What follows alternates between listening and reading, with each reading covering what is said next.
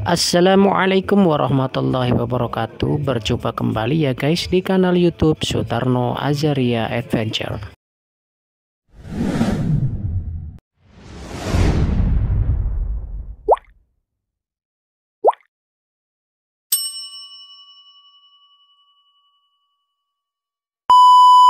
Masih mengangkat tentang isu nasab Ba'alawi ya guys, dimana ternyata di dalam kanal YouTube Dopamine Live School ada sebuah konten sejarah bahwa polemik nasab Ba'alawi ini tidak hanya terjadi belakangan ini ya guys, tapi sudah pernah terjadi di zaman Hindia Belanda, yaitu di zaman kolonial penjajahan Belanda di Nusantara ini pada tahun 1910 Masehi.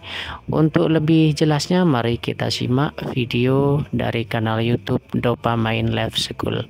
Barakallahu fikum. Wassalamualaikum warahmatullahi wabarakatuh. Polemik seputar nasab Ba'alawi di Indonesia masih belum mereda. Sebagian orang mungkin mengira bahwa persoalan habaib mengemuka belakangan ini. Padahal jika kita merunut sejarah, masalah yang hampir sama sebenarnya pernah terjadi di Hindia Belanda antara tahun 1910-an hingga tahun 1930-an. Riwayatnya bermula ketika pada 17 Juli 1905 di Batavia berdiri organisasi Al-Jamiyat Al-Khairiyah yang lebih dikenal dengan Jamiatul Khair. Organisasi ini dibentuk untuk mewadahi orang Arab atau keturunan Arab yang ada di Hindia Belanda. Di antara tokoh populernya bernama Ahmad Surkati. Ahmad Surkati merupakan seorang ulama yang berasal dari Sudan yang baru bergabung ke Jamiatul Khair pada Oktober tahun 1911. Belum lama bergabung, keberadaan Ahmad Surkati menimbulkan fraksi di internal Jamiatul Khair. Sebagai seorang cendekiawan muslim yang terpengaruh oleh gagasan reformis Muhammad Abduh, ia memiliki ide-ide tentang kesetaraan umat Islam. Dalam sebuah pertemuan anggota Jamiatul Khair di Solo pada tahun 1913, Ahmad Surkati berfatwa bahwa Islam memperjuangkan persamaan dan tidak mengakui kedudukan yang mendiskriminasikan berbagai kalangan hanya karena darah keturunan, harta, atau pangkat. Fatwa ini rupanya ditentang oleh orang-orang Arab dari kalangan habaib. Ide-ide Ahmad Surkati dianggap dapat menjadi ancaman bagi mereka, kaum Alawiyyin yang kedudukannya lebih tinggi dibanding golongan lain dalam masyarakat Islam di Hindia Belanda, khususnya di Pulau Jawa. Penting diketahui, pada masa Hindia Belanda, berdasarkan Undang-Undang tahun 1854, pemerintah kolonial membagi masyarakat menjadi 3 kelas secara hierarkis dan diskriminatif. Orang Eropa disebut sebagai Europeanen, orang Timur asing disebut sebagai Vreemde Oosterlingen, dan pribumi disebut sebagai Inlander.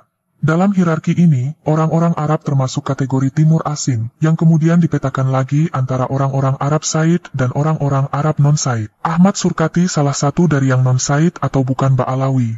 Atas apa yang diperjuangkannya, Ahmad Surkati kemudian dikucilkan di Jamiatul Khair. Hingga akhirnya, pada 6 September 1914, ia mendirikan organisasi baru bernama Jamiat Al-Islam Wal Irsyad Al-Arabia atau disingkat Al-Irsyad, yang baru 1 tahun kemudian, tepatnya pada tanggal 11 Agustus 1915, mendapat legalitas dari pemerintah.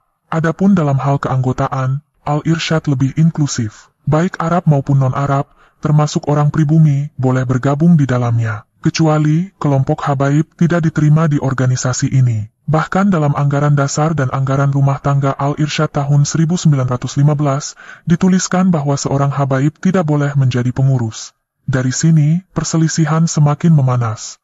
Dalam banyak literatur sering disebut konflik Alawi Irsyadi, yaitu antara para habaib yang mayoritas berafiliasi pada Jamiatul Khair dan Rabitah Alawiyah, dengan non-habaib yang sebagian besar berafiliasi pada Al-Irsyad.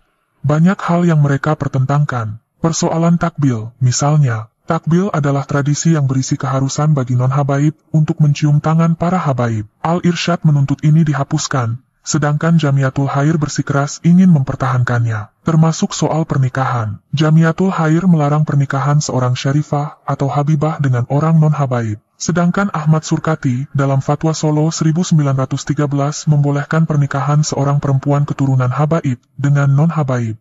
Ada pula persoalan gelar. Jamiatul Khair menuntut bahwa gelar Said, Syarif, atau habaib, adalah gelar keistimewaan yang sakral dan bagian dari syariat Islam, serta hanya merekalah yang berhak menyandangnya. Sementara Al-Irsyad mempunyai pandangan bahwa kata Sayyid dan sejenisnya hanyalah panggilan biasa, sama dengan kata Mister dalam bahasa Inggris, Menir dalam bahasa Belanda, atau Monsieur dalam Perancis. Lebih ekstrim dari itu, Al-Irsyad juga berpendapat bahwa semua keturunan Hasan dan Husain tidak dapat disebut sebagai keturunan Nabi Muhammad, mengingat kebiasaan bangsa Arab sebagai penganut sistem patrilineal. Ditambah lagi, kalaupun benar mereka bisa disebut keturunan Nabi Muhammad, bagi Al-Irsyad tidak ada satupun aturan dalam Islam yang memberikan kedudukan istimewa kepada para keturunan Nabi Muhammad tersebut. Dalam sebuah tulisan berjudul Titel Said Jadi Urusan 1932, Al-Irsyad mengkritik perlakuan para Said terhadap masyarakat pribumi. Cobalah dengarkan di kampung-kampung, bagaimana anak-anak Ba'alawi itu yang masih kecil-kecil sudah pandai membesarkan diri kepada orang-orang kampung. Coba dengarkan bagaimana mereka dalam bermain-main dengan anak orang kampung menceritakan kesaktian mereka sebagai cucu Nabi, dan mengancam akan membacakan kulhu. Sebab kalau dibacakan kulhu oleh cucu Nabi, orang akan menjadi pohon kelapa atau binatang atau apa saja yang diminta oleh cucu Nabi itu. Cobalah perhatikan, bagaimana di kampung-kampung anak-anak Tuan Said yang dianggap orang keramat atau setengah keramat, pergi meminta uang kepada orang-orang kampung itu yang hidup miskin dan sengsara. Mereka tidak berani menampik permintaan Tuan Said atau Tuan Saripah itu karena takut ketulahan, takut durhaka kepada cucu Nabi itu. Lagi pula ada kepercayaan kalau memberi kepada orang keramat ada berkatnya, nanti dapat untung berlipat ganda dari pemberian itu. Sementara itu, dari pihak Jamiatul Khair menyarankan kepada pemerintah kolonial untuk mengambil tindakan terhadap orang-orang Al-Irsyad yang mereka tuduh sebagai penganut komunisme dan pengikut Bolshevik. Para Said yang pada saat itu memiliki jaringan luas dari Hindia Belanda, Singapura, India, hingga Timur Tengah, Hadramaut, menggunakan koneksi ini untuk menghambat pergerakan anggota Al-Irsyad. Seorang tokoh pergerakan nasional asal Minangkabau, Haji Agus Salim, turut berkomentar terkait polemik ini, seraya membela Al-Irsyad. Dalam harian Mustika, diterbitkan oleh Percetakan Muslim Indonesia, di bawah pimpinan redaksi Haji Agus Salim, edisi 17 Juli 1931. Haji Agus Salim berpendapat bahwa perselisihan antara Al-Irsyad dengan Ba'alawi adalah boleh diumpamakan sebagai peperangan antara aristokrasi dan demokrasi.